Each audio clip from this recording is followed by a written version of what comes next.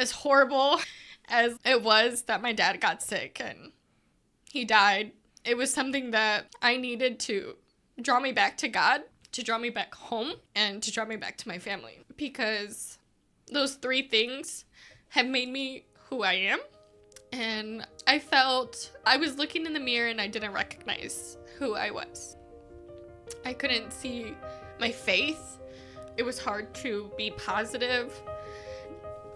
There was no doubt in any of their minds that they would be there for me. Welcome to Open Seat, the podcast where we create a space for authentic conversations about faith, unfiltered and unapologetic. Here, we believe that every story matters. Whether you're questioning, seeking, or steadfast in your beliefs, you'll find something relatable in these heartfelt discussions. So grab your seat, get comfortable, and let's dive into today's story here at Open Seat.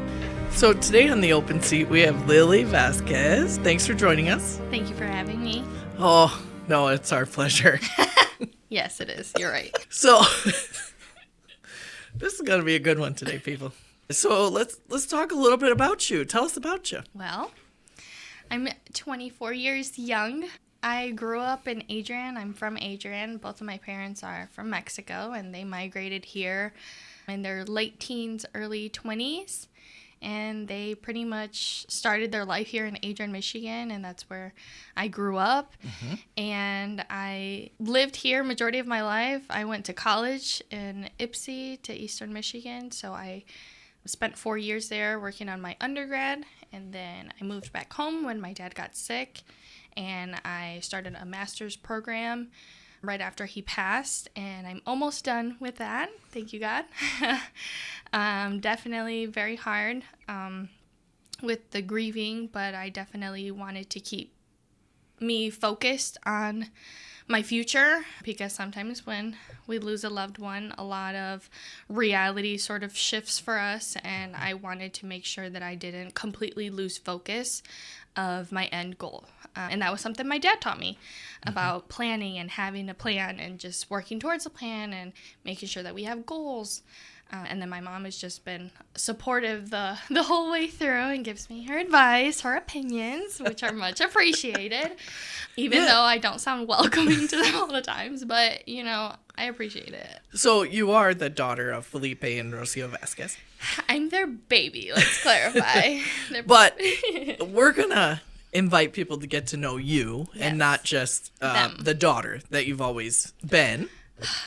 Yes. Because even at 24 years young, Lily, you've done a lot of things. Yes. So let's dig into some of that. So while you were at Eastern, you were working at the health department in Ann Arbor, right? Actually, I'll backtrack to my freshman year of college. Mm-hmm. I wanted to find a new sense of community away from home, because it was my first time moving out of my house, living alone, just with a bunch of people my age, no structure. Are you kidding me? It's a dream until you have to live it, right? Yeah, and then boom comes bills. So I was like, oh, this is not fun at all. But yeah, so I went to this new environment and I was looking for a community. So I joined the Latinx Student Association, and that was something that was brought up to me by one of my sister's friends, that she went to Eastern, and she told me about it and said that was a good place for me to start making friends. So I went to their first meeting of the semester. I let them know that I'm very interested in participating, being an active member, not just coming to the meetings and showing up, which we know that that's helpful, having people show up to our meetings. We'd love to see the bodies there, but could you do something? And so I wanted to do something, and that's just how I am. I'm very much a go-getter, and in a new place, my go-to thing is to find my next project. Like, what am I going to work on here? Because I just like to keep myself busy. Well, you also have lots of gifts and talents, and so you use them freely, which is... Oh, yeah. Helping people is definitely one of my biggest passions. I think I was put on this earth to help other people. Yeah. As much as, like, maybe growing up I didn't see it that way as doing all these acts of service and just being kind to others as being helpful. I thought that was just like, oh, well, that's just how I am.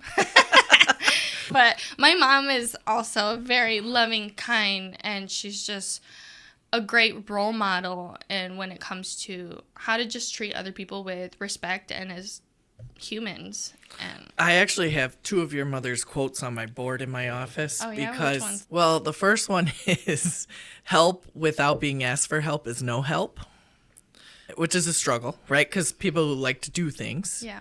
they want to always help. And sometimes their help is appreciated, and sometimes it actually takes away from. So she said that quote one time. And then she said, I can see God in all the small things. And that was really powerful for me, too. So St. Rocio's on my board to remind me of those two things that are very important in my life. So then, what was your project with the Latinx community? So being an active member, right? Yeah. And then when I came on board, they were about to start hosting their elections for their e-board, so their executive board. Yeah. And I was like, perfect, sign me up. And the vice president position was available, and nobody was wanting to go for that one. Well, because you have to do all the work. You have to do all the work. If the president is there, you have to run the meetings. You have to be accountable for the office hours because we get a rented space at the University Student Center, and you have to put so many hours in order for your org to keep that space. Okay. And if all the other executive board members can't, you have to be there, So it's just like, you All the fill work, in. all the work, none the credit. Well, I'm used to that. Let's go for that. Because in high school, side note, a couple of my friends and we started the Latinx club at Adrian High School. Okay. I did most of the work, and my friend, he took the president position, and I was like, okay, you could be the face, but I'm definitely the brains. That's what it is, right? You got the face and the person who does all the work. Yeah, you're right. Yeah. That's a great definition right there. So that's why I was like, you know what? It's fine. I've already done something like this. Let me just go for it.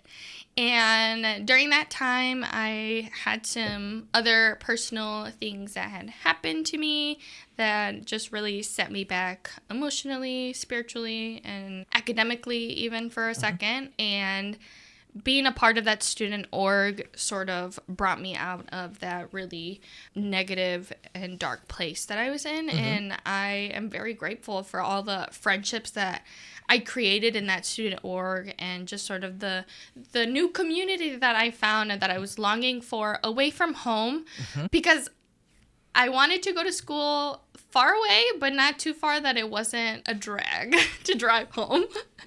Because I knew that I still wanted to come home to visit, but I didn't want to be a 5-minute drive from my mom, so she couldn't just like she pop couldn't up pop on in? me.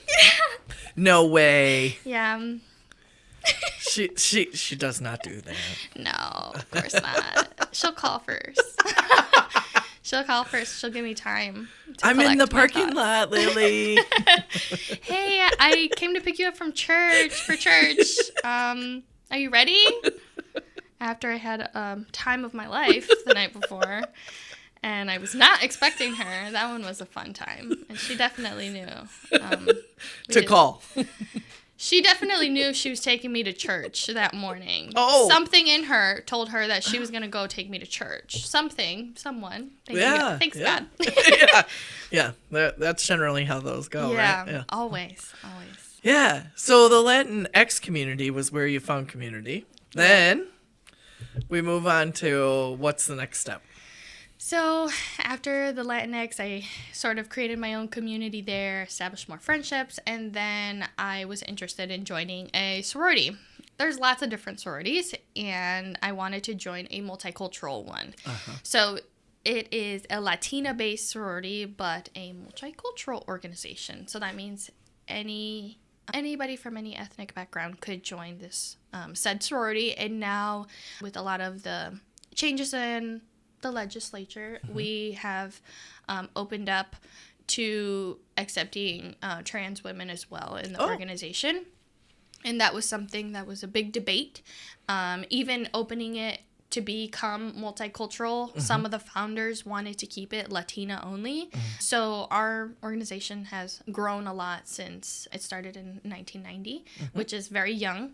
It's one of the youngest, actually, multicultural sororities. And I started it, so I brought it back to my school. So they had completely died out, is the term. Mm-hmm.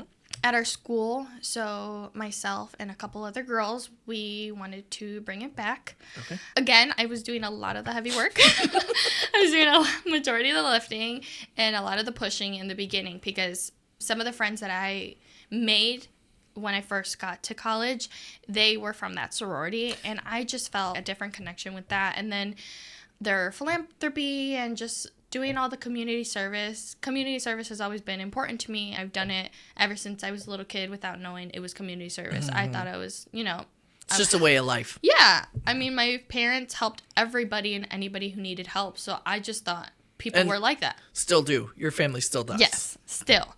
And so that just sort of poured out into us, their children. And my sisters are also the same way. They might not have the kind faces that don't seem too welcoming, but their hearts are definitely there. Oh, yes. They every one of you all have a heart bigger than this world.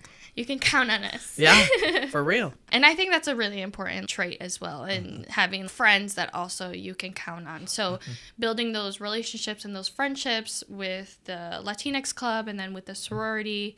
And then I found myself working my first big girl job at the Washtenaw County Health Department for another nonprofit located inside the health department. So we were hired through the county, but I was a part of the nonprofit called the Healthcare Project. That's what it's called now. I was a part of the team that renamed us. The project part was me. It used to be called the healthcare plan, but we had a healthcare plan that was called that, so it was just very confusing. Oh, and I'm sure. It was just time for a rename, and it was really nice. I think that was my very first positive working environment. Not that my other jobs weren't they weren't the worst. I didn't have a boss that was super rude and just the worst experience. No, but it was more so that everybody was so uplifting and positive. And when I started, everyone just offered their assistance, and basically they let me know that if I had any questions, anything, they were all available to me. They were just like, if you don't see that I'm busy, and even if I am busy, just ask me and then I'll get back to you.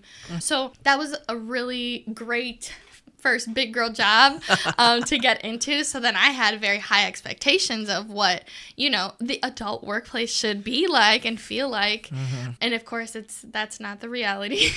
And I was there until I graduated with my undergrad. And then that's when my dad got sick. The month before my graduation was when his health was really declining. After he passed, I was also in a very toxic relationship during that time. It kept me away from God and my family. And so, as horrible as it was that my dad got sick and he died, it was sort of something that I needed to draw me back to God, to draw me back home, and to draw me back to my family. Because those three things have made me who I am. And I felt, I was looking in the mirror and I didn't recognize who I was. I couldn't see my faith. It was hard to be positive. And then him getting sick and sort of opening my eyes to, you're not in a good place. This person doesn't care about you. And they're just hurting you. And it's time to go. And so my family was a very, very big support during that time. I very much suffered in silence that whole relationship for those years. And then when I finally told my family of all the stuff I had endured for those years, that support really just flushed in. There was no doubt in any of their minds that they would be there for me, and it made me wish that I would have talked to them about it sooner. But I think I wouldn't be who I am today without those years of trauma. As bad as that sounds. Well, no, it's true. I've talked to a lot of people, and unfortunately, the hardships draw us closer. Yeah, because it completely took me away, and then with my dad getting sick, and it just shifted my perspective into, like, okay, what's actually really important to me? My family. And spending as much time as I can with my dad before he leaves this earth is more important to me. And I was able to spend and take care of him his last 2 months. And I know that was like a big help with my mom, but also it was kind of like closure for me for not being here for those 3 years, to spend time with him. And to, I guess, I also beat myself up sometimes thinking that, like, if I would have noticed him and his own struggles, maybe I could have encouraged him to get medical attention much sooner or whatever. Maybe I could have made a difference, right? But at the end of the day, I know it's God's plan, and I have no control over that. Yeah. I have no control over my own life. I have free will. Thanks, God, for my free will. But the curse that keeps on giving free will. Yes. Yeah. But at the end of the day, he sets out this plan for our life, and we just sort of need to accept it and live through it and learn from it. The biggest thing is just learning from all of our lessons that we're given, because some people like to think God, like, gave us these things, made it happen. And I don't see it like that. I sort of see it as good and evil are always fighting over, winning us over. And the evil is doing all the bad things popping up, the people who are jealous in your life, just things going bad one right after another, and making you want to give up, pushing you to give up, because at the end, that's what's upset, and then resent, and then just stray away from God. And so God lets those things play out in order for us to practice our free will that he gave us. And it's up to us to really make those better decisions, even though it's really hard. And especially if we don't have either a role model in faith or even practice in our faith or even have beliefs. It's really hard to lead our life in that direction. And that is very true. By the way, you're welcome to come teach religious ed whenever you'd like to, Lily, because that was beautiful. But I think we always want to kick ourselves for the times when we've done something. Yeah. And the beautiful thing about God is we can walk as far away as we want. But God will always be there to receive us, right? It's the prodigal son or prodigal daughter. And it is very true in your case, and everyone's I've ever heard, including my own, that, I walk really far sometimes, but always am welcomed back. And so that is exactly what happened to you. So after you made right with a lot of things and you left the health department, the project, what happened next? Well, before my dad passed and I moved back home, so it was the time period where he was sick, and it was a lot of praying and hoping, seeing if there was a way that he could be left here. But that wasn't in the plan. But during that time, I was getting close to God again, because I had spent 3 years completely parting myself. So in that few months, I had built up a really strong relationship with God again, and I felt lighter spiritually. I felt happier, and a lot of the things that I guess were worrying me, I no longer held on to them. When they say you pray and you are giving those up to God, like, let him keep it. Don't take them back. And I was fighting with myself to take a lot of those negative thoughts back, or even those feelings back, when they no longer belong to me. And that was my biggest lesson for myself, was just like, those don't belong to you anymore. And we're working on healing and building back up our relationship and even making it better than it was before. Because obviously I grew up as a Catholic, going to church. It was just a part of my life. And then having step away for that time, growing up and becoming an adult, and then coming back to the church and seeing God in different eyes also was a big, like, change for me. I usually refer to it as claiming your faith, right? Everybody has to have that moment in their life where their faith actually holds to them, and not because everybody told us that's what we're supposed to do. At our baptism, our parents choose for us to be Catholic. Confirmation, we quasi-choose for us to be Catholic. But there has to be that point where you say, this is my faith. I believe this. And usually it's like when we're doing our confirmation, that's when we're saying, I'm doing it, this is what I choose. That's when we say we're doing it. But I feel like that doesn't really happen in our adolescence. It happens as we become adults. Well, as we experience something. Yeah. There has to be that struggle with God for you to realize that God is really real. It's no longer about what pages on a book tell me or what somebody else tells me to believe, but it's really what I believe. And I think I had an instance when I was a kid where I was misdiagnosed leukemia, and then it turned out to be a rare anemia, and being in the hospital and just having all that be my life. I was not afraid of dying at a young age.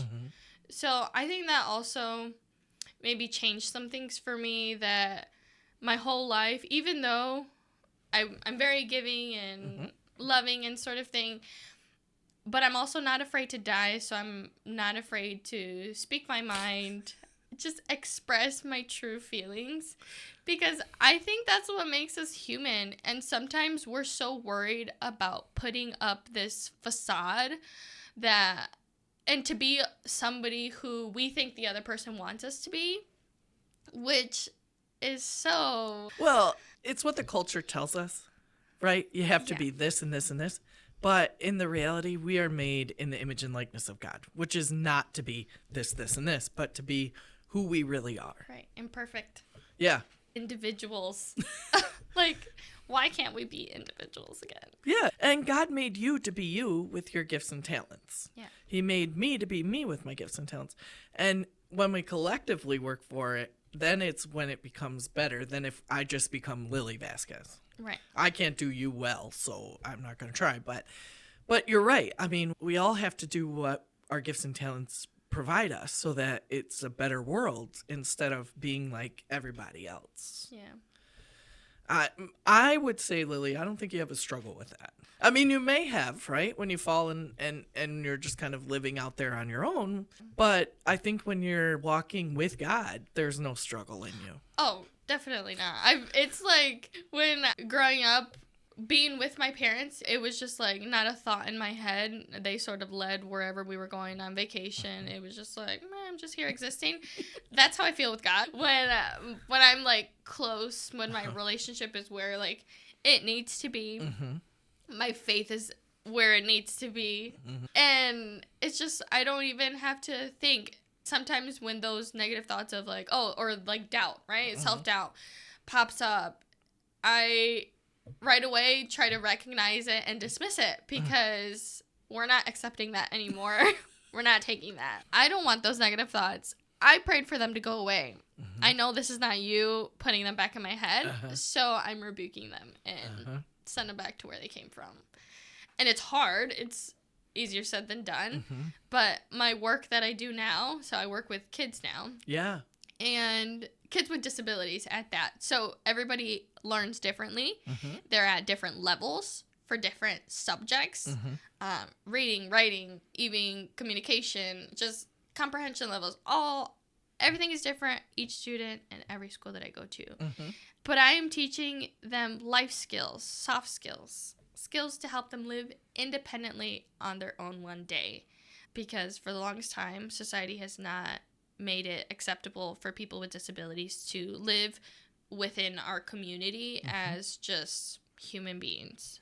And I teach them a lot of self-care and knowing how to respond to certain situations and how our reactions are important and looking at our problems in a bigger way as, is this just like a speed bump? Is this a detour? Is this a roadblock? Do you have to completely change your end goal? Do we have to just rewrite it? And a lot of times, kids and adults that haven't been taught how to regulate their emotions go right to freaking out, screaming, yelling, hitting, and it's a complete roadblock every time. When it may as well just be a small speed bump. But you got to learn how to navigate it. But you have to learn.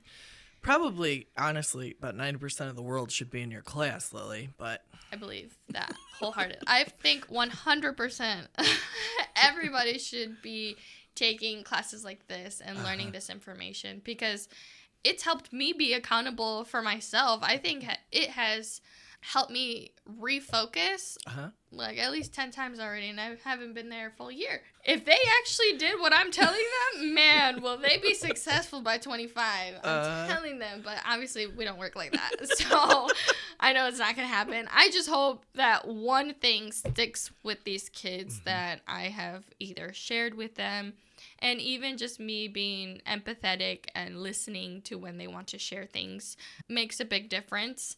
Teachers don't have all the time in the world. Their hands are tied with their curriculum, what they're allowed to teach, and then all the regulations and tests that they have to follow.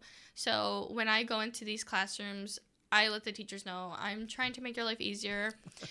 I want you to choose all the topics that you will want me to work with, what you already teach. I'm just here to support you and make this a better environment for your students.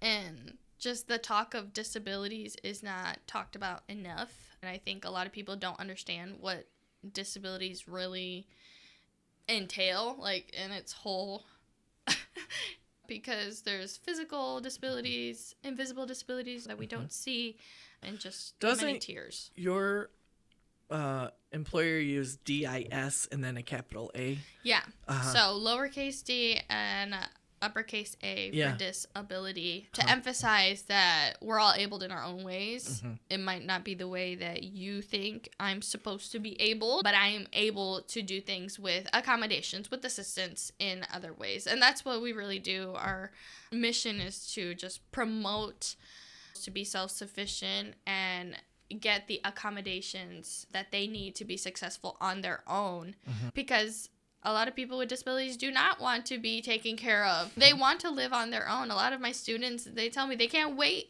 until their parents are not their guardian anymore, because they want to make decisions on their own. And some of them are 24 and they still have that guardianship. But they very much could live on their own with the right supports. So my job is to let them know that we are there for support once they get out of school. We can meet one-on-one, create goals, work towards their independence, and then they can always call us if they need some advocacy. If they want to learn something else, we can connect them to other networks that do trainings, because we're still a small organization, but Michigan has a lot of SILs, Center for Independent Livings. And so we're just like a big resource. And all those resources help me within my own life. And then again, the students, just hearing all of their stories as well, because some of them have lived very hard lives. I teach at a detention center, and a lot of them are in foster care, or between family members, parents dead, in jail. They have been abused. Some share these things the first time I'm meeting them. I'm, getting to know them, asking them a question on what we're talking about, and then they go and tell me something super heavy. And I have to mentally prepare myself every time I go into these classrooms, because I find that happens so often. And I don't want to react in a way that is going to make them think that I don't care, because sometimes I just have like a delayed reaction, and then I'm like, wait, what did you say? Just because I have so many thoughts going on in my head. That's just my own thing. But I'm mindful of that, and I don't want them to think that I'm dismissing what they're telling me, because I think it's really important to address things when they come up and not, well, let's talk about it later. That never helps. No. I'm sad right now. Yeah. Later, Let's still going to be. deal with it. Right? Yeah. So. The one thing about you, Lily, that I've always appreciated is, and I mean, I've seen you through some things, right? Which has been just an absolute joy. But I think one of the things that I really respect about you is no matter who you work for, you have great passion in doing that. And I've never known you to make a lot of money, because you always work for nonprofits, which is the most incredible part of that, right? Because you have so much passion for who you're working for. Yeah. It's truly the love that you have in your heart for your job. Yeah.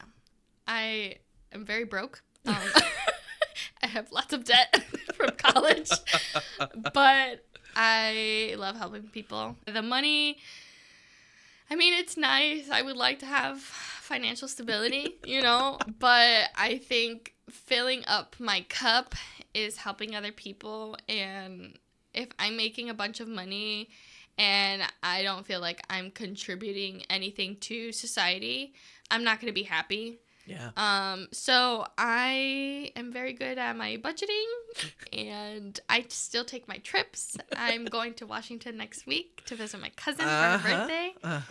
And I make it work. Well, I mean, God provides, right? Yes, God provides. He does. But yeah, I think nonprofits, I've always had a passion for nonprofits, and my one of my future goals, because I will wear many hats in my life, it will be to own my own nonprofit. I am still working out the details on what exactly because I have so many wants and beliefs that I see a very big center, and I don't have money for that. So we need to start small. And what is our top priority? I know I want to focus on helping the immigrants in our communities, because Michigan is one of the highest providing states with our fruits and vegetables in the country. And we have a large immigrant population, and I don't think that we could be doing more to help them, is what I think. And my dad was a migrant worker. Growing up, coming to Holy Family, I would go with my mom to the migrant ministries, and we would, celebrate Mass there. And we still sit do amongst that. them in the pews, too, right? On Sunday, we've got dairy farmers and whatnot coming that, all the people that are able to come on Sundays, they are here. They are coming. And I think that us going out and doing those sort of ministries is what brings them here in person on Sundays, that they know that if I do have a few hours on Sunday in the morning, I'm going to make an effort to go to that church that made an effort to come to my home and celebrate Mass with me, because they don't get that. Yeah, their work hours are crazy. Yes. Yes. Yeah. The requirements by the visas are restrictive. Yes. And they don't get health care. There's no mental health. Yeah, you work. There's no babysitters. None. Right? There's a lot of things that they need to work and provide for our country. Why aren't we providing these things for these workers that are coming to feed us? It just doesn't make sense. So I would like to fill a gap. There's so many gaps in so many different areas, but I want to fill a gap in the immigration realm. Yeah, and your partner in crime. Yes. Who you have witnessed your faith to and now wants to come into the faith. Yes. Your boyfriend? Yes. Yeah, boyfriend. Austin C. Oh, there's no ring on it yet. No. Okay. Let the camera know. Hand is empty right now. Austin C. is coming into the church. Yes. And he is a strong advocate for nonprofits, too. Oh, yeah. He is a big people lover, is what I like to call him. I love people, but he is a people lover. Like, he's Rocio. I There's so many similarities with him and my mother. It's actually wild. But he has a lot of similarities to my dad as well on just how very strong-headed he is, and I can appreciate that. Well, what I love is usually there's a woman behind the man, but clearly in this relationship, it's Austin behind Lily. Like, I mean, we definitely know who's wearing the pants, so to speak, in this relationship. We share pants, we're the same size. I can do many of the things that he does, right? But do I want to? Probably not. Sometimes I'm like, here's the pants today, My favorite story your dad told is the story about when, the girls were younger and somebody needed help moving. And so he said, okay, no problem. I'll bring my kids. And they were like, boys? And he said, no, 3 girls. Mm-hmm. And you destroyed that move in like no time. It was done. Yeah, during that time, Adi was a cheerleader. Okay, shout out to Adi. She was the girl on the bottom, the base, because she didn't trust anybody else. She didn't think anybody was strong enough. Yeah, because she doesn't look like a base, Lily. I mean... She looks like a flyer. Yes. Yeah. But she was just like, I'm stronger than all of you. Probably. So it's safer for me to be the one carrying. And which was very true. She's very strong. My oldest sister was moving to college, and her roommate bought a couch off somebody from an apartment complex. So they had to... We all went. It was my mom, my dad, my sisters, and we went to go pick it up. And the guy couldn't do it. I don't know. He could have been sick. I don't know. He just might have been weak. That's fine. So my dad, he was struggling with the guy for a good 10 minutes. And then he was like, Adi, And there she goes. And 5 minutes later, you can't see her, but the couch is moving, So you can see my dad and the other invisible side, and then we make it outside fully, and there she is. It's above love her it. head. And the mother of the guy that we bought it from or picked it up from, I don't know. She was so shocked. She even shamed her son, and I was beside myself. She was like, "You saw that little girl did it, and you couldn't do it." And I mean, hey, we were all thinking it. Yeah, because I think one of the jobs you've had is to do the share the warmth. And I think about some of those people who are sometimes a little bit scary. I don't think you backed down once. No, I don't think... Okay, there's one instance that I might have felt a little fear. Only one. I think my mom was more scared for me during that job than when I was waitressing my freshman year of college and walking home at 4 a.m. I think she was more scared of that.